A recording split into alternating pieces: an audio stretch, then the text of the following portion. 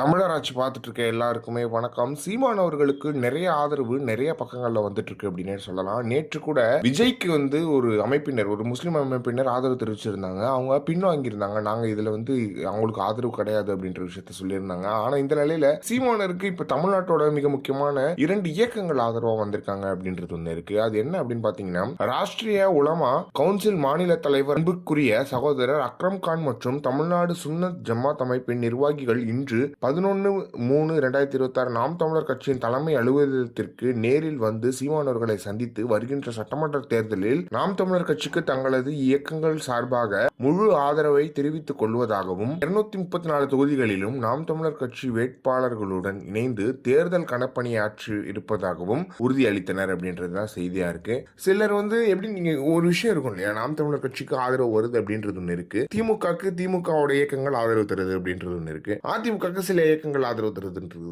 இயக்கங்களுக்கு கூட ஆதரவு தராத ஒரு தாவேகா கட்சி தான் அப்படின்றதுல எந்த ஒரு மாற்றமே கிடையாது.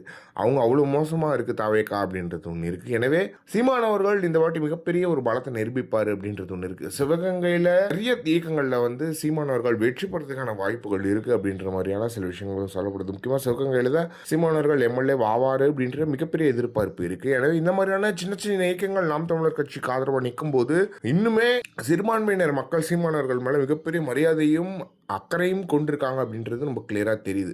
எனவே இதை பத்தி நீங்க என்ன நினைக்கிறீங்க அப்படின்றத மறக்காம சொல்லுங்க.